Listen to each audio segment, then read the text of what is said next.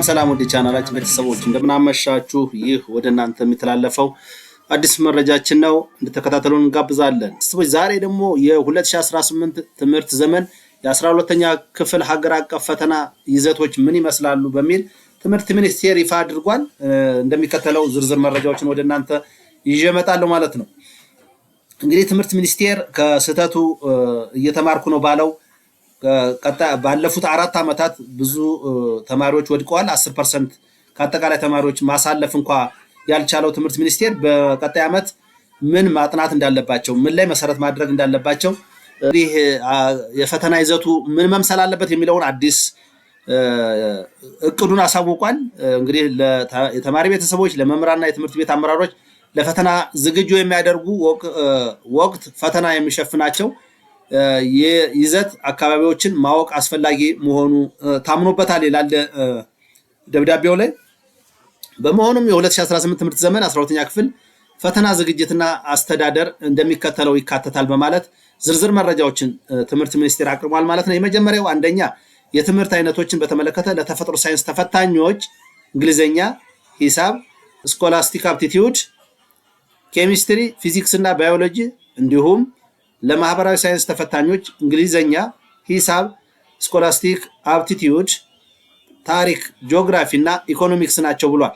ሁሉም 6 ሳብጀክቶች እንደሚፈተኑ ተናግሯል። ፈተናው በሁለተኛ ደረጃ ፈተናው ከ9 እስከ 12ኛ ክፍል ደረጃዎችና በተማሪው መጽሐፍ ላይ ያሉትን ሁሉንም ምዕራፎች ይሸፍናል ብሏል። ከ9 እስከ 12 ሁሉንም ያካትታል። ከ10 እስከ 12 ክፍል ሁሉም የትምህርት አይነቶች ፈተና በአዲሱ ስርዓተ ትምህርት መሰረት እየተዘጋጀ ያለ ሲሆን የ9ኛ ክፍል ደግሞ የሁሉም የትምህርት አይነቶች ፈተናዎች ከቀድሞውና ከአዲሱ ስርዓተ ትምህርት የጋራ ይዘቶች ብቻ አካቶ የተዘጋጀ ይሆናል ብሏል። እንግዲህ ማንኛውም ተፈታኝ ተማሪ ከተማረው ስርዓተ ትምህርትና ከተማረው መጽሐፍ ላይ ብቻ ተመስርቶ የሚዘጋጅ ይሆናል። ከዚያ ውጭ በምንም ታምር ጥያቄ ሊወጣ አይችልም ብሏል። የፈተናው አስተዳደር በበይነ መረብና በወረቀት ጎን ለጎን የሚሰጥ ሲሆን አብዛኛው ተፈታኝ በበይነ መረብ እንዲፈተን እየተሰራ ያለ በመሆኑ ተፈታኞች ራሳቸውን በበይነ መረብ ወይም በኢንተርኔት ለመፈተን ሊዘጋጁ እንደሚገባ የትምህርት ምዘናና ፈተናዎች አገልግሎትም ገልጿል። ኢትዮጵያ የመንግስት ሰራተኛ 2 ጊዜ ግብር እንደሚከፍል ያውቃሉ ይላል ይህ መረጃ።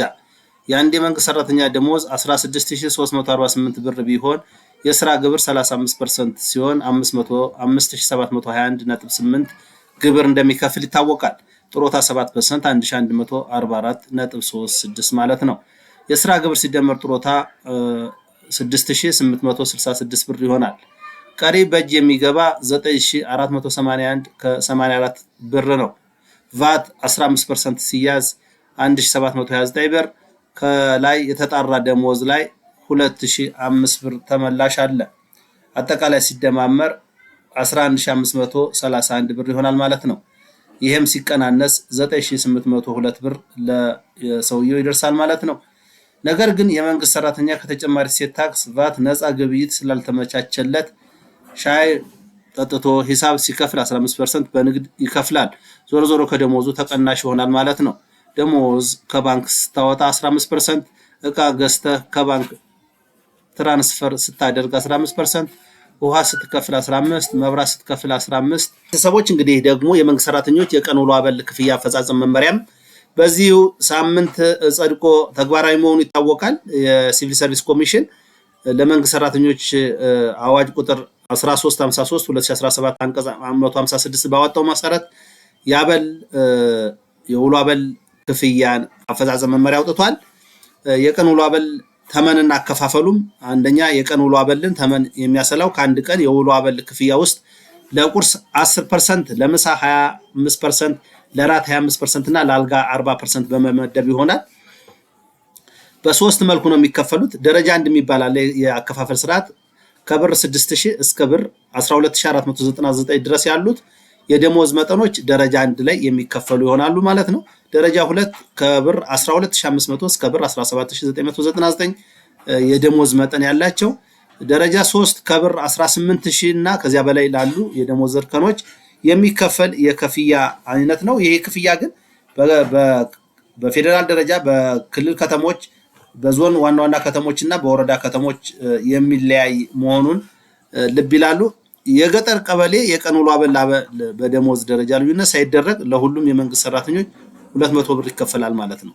ይሄ በቀበሌ ደረጃ 200 ብር ይከፈላል ማለት ነው። እያንዳንዱን በሰንጠረዥ ስናየው እንግዲህ እዚህ ላይ እንደምታዩት የክልል ዋና ዋና ከተሞች ያበል ሁኔታ አለ። አማራ ክልል ለምሳሌ ደረጃ 1፣ ደረጃ 2፣ ደረጃ 3 ማለት ደረጃ 1 ዝቅተኛ ወይም ርካሽ ኑሮ አለበት ተብሎ የሚገመተው ነው።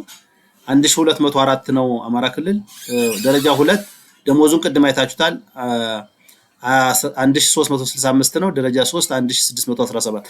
በደሞዝ ስኬል መሰረት ደረጃ 1፣ ደረጃ 2፣ ደረጃ 3 የሚያገኙት ክፍያ ይለያያል ማለት ነው። ጋምቤላ እዚህ ላይ ማየት ትችላላችሁ። አዳማ ከተማ፣ ደቡብ ኢትዮጵያ፣ አዲስ አበባ፣ ሲዳማ፣ ቤንሻንጉል ጉሙዝ፣ ጋምቤላ፣ ሀረሪ ያለ ይቀጥላል።